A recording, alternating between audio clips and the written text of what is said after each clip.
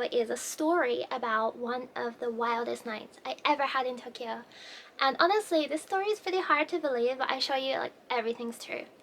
Okay, so particularly when I first arrived in Japan and I started to get comfortable, we used to go clubbing every single week. And we used to go to this one particular club called Camelot in Shibuya. Camelot is kind of famous for attractive and stylish people, and I used to go with one of my close friends.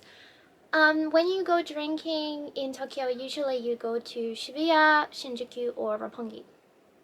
And this night we decided to go clubbing, same as usual, in Shibuya.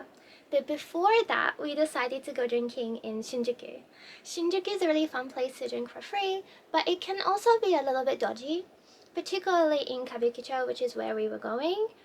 I personally never really had any problems there, but Japanese people always tell you to be careful if you go to Kabukicho. This night, we went to Kabukicho. I was actually living in Saitama at that time, so I brought like a little suitcase with me with all my stuff in case I stayed out with my friend. This is important for later.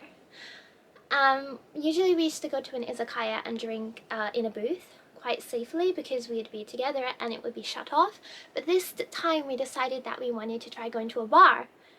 Bars aren't as popular in Japan, but in Shinjuku there's quite a lot of them. So many in fact, and you don't really know what you're getting into until you get inside or if you know where you're going. So we just chose one at random.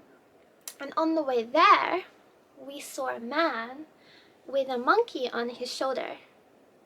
And I'm not sure what kind of monkey it was, but it was kind of big, like this big. And my friend said, "Oh, let's go pet that guy's monkey, let's go pet that guy's monkey." And the guy looked dodgy, I don't know, the monkey looked dodgy. I was like, I don't think we should pet the monkey.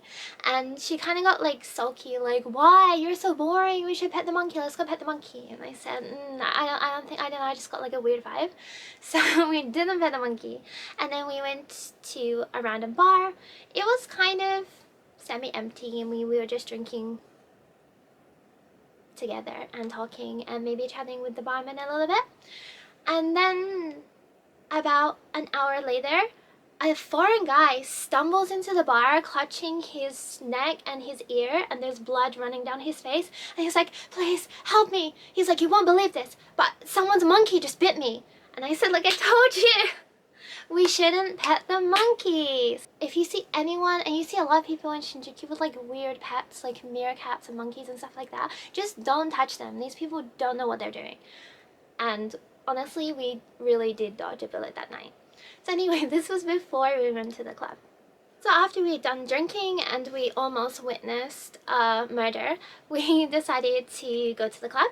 We took the train to Shibuya and we went to Camelot. And it was kind of normal.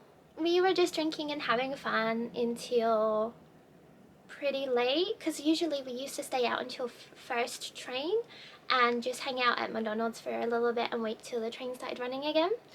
And then towards the end of the night, a random guy and his friend came up and started speaking to us, and I was immediately surprised that the guy spoke English. And it's kind of dark in Camelot, but he looked exactly like Russell Brand, like the actor comedian, exactly like Russell Brand, apart from he was Japanese. So he was talking to me, and I noticed that he has a British accent, even though he's Japanese. It was just very strange, and I kept looking like, am I drunk? Like, this guy I know he's not Russell Brand because Russell Brand isn't Japanese, but this guy looks. And I stopped him and I was like, "Excuse me, has anyone ever told you that you look like Russell Brand?" And his face lit up and he was like, "No way, finally someone noticed." He's like, "Russell Brand is my idol and I style myself around him. I love him so much. I'm glad you noticed." Like, and I was like, it was a little bit strange. And I asked for his name and he said that his name was Tom. And I said, you know, that's kind of unusual for a Japanese guy to be called Tom. Like, is one of your parents foreign, or did you grow up overseas? And he said, "Oh, no, that's my English name." I said, "English name?" He said, "Yeah, because my name is Japanese, so it's hard for foreigners to pronounce." And I never really thought that was the case, because like Japanese is a phonetic language, so it's kind of easy to pronounce. But I said, "Okay, what's your Japanese name?" And he said his Japanese name is Tomo.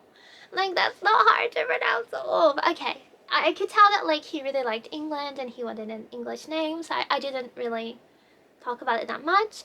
And he said that he traveled to England and he was trying to flirt with me in a really weird way. He kept saying, wow, I went to England and everyone was there. Everyone there was so ugly, but I've never seen such a beautiful woman like you. I can't believe that you're from England. And I think he meant it in like a compliment. But if you want to date a girl, you probably shouldn't insult their kinsmen. I'm just very weirded out. But I don't know, this guy intrigued me a little bit, so we actually exchanged line messenger info. And I thought, we can chat a little bit online, it's fine. And yeah, so the night started to draw to a close and me and my friends started thinking about going back home. And him and his friend invited us if we wanted to go to McDonald's and like grab a cheeseburger before our train. And we were gonna go there anyway, so we agreed. We were outside McDonald's and the guy said that, oh, don't worry about it, we'll get your cheeseburgers, don't worry, don't worry. And I thought that was kind of sweet. And then they went to line up, but they were still in earshot of us. And they were talking in Japanese, and I realized because they spoke to me in English, they didn't realize that I know Japanese. And even at that time, I knew Japanese pretty well, like I could completely understand what they were saying. And their demeanor completely changed, and they were saying in Japanese, like, hey, we're gonna get these girls, and we're gonna take them to like a love hotel, and we're gonna do this and that to them, like all these terrible, terrible things. And I told my friend, because she didn't have quite a good grasp of Japanese, what they were saying, and she was really shocked, and I was really shocked. And so she just said, okay, let's run. I was like, what? Run? And I had a suitcase with me, and I said to her, like, we can't run. They're gonna... And as I said that, she's already taken off down the street, and there's a long road from McDonald's to the station, and she was off. Like, I've never seen anyone run this fast before.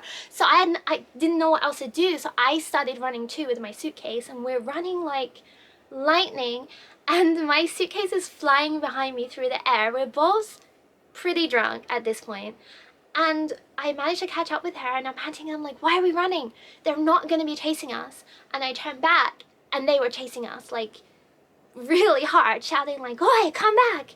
And so we picked up the pace and we ran all the way to the station, and we got to the station and we didn't even beat our suica. We just slid under the bars. There was no time, and we were running and running and running, and they're coming and they jump over the ticket gate and they're chasing us, and I'm like, oh my god, what are they gonna do if they like, why are they chasing us? What are they gonna do? Like, so there was some shop with the shutter pulled halfway down, and we slid under the shutter and like pressed against the wall and tried to be quiet, and they both ran past, and we waited a little bit until we thought it was safe, and then we came out again.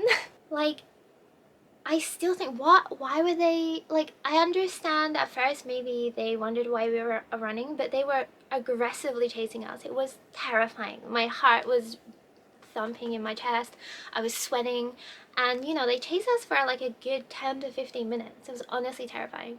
But then they left and we calmed down a bit, and we still had a little bit of time until our train came, and we didn't get our cheeseburgers.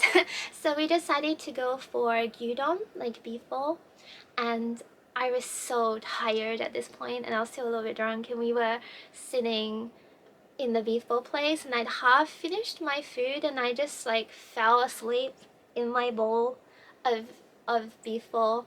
And then sooner or later it became about 4 o'clock, and we decided that we could go home.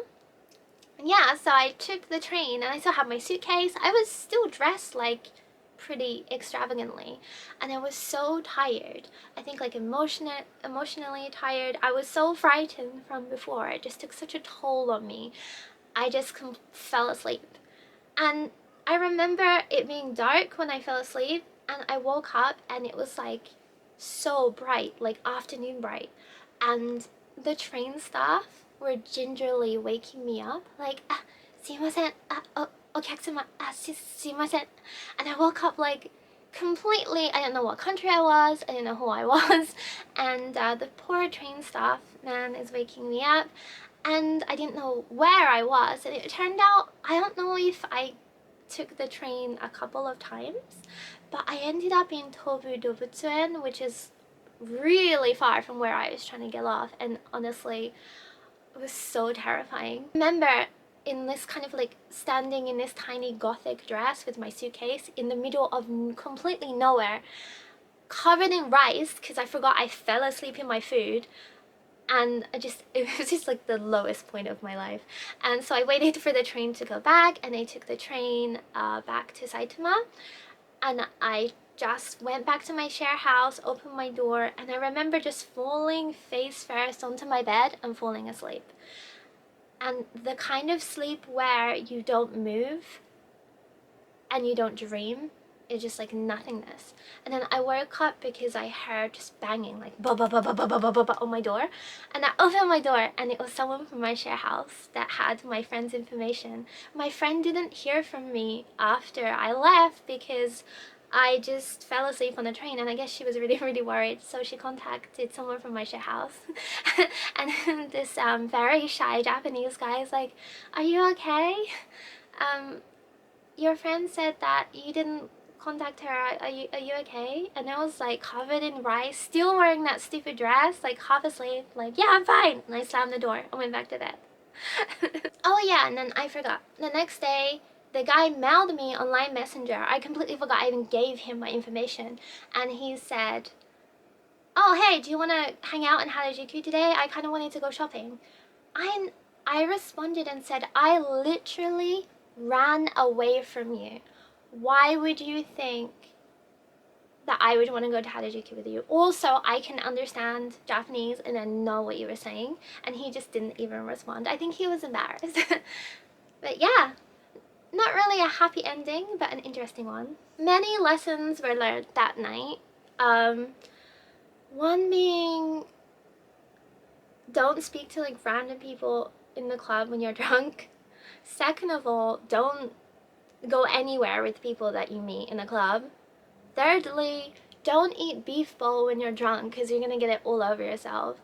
And after that, I stopped staying out so late and taking the first train back, because honestly it's just not good for your body and mind, and I ended up just being exhausted.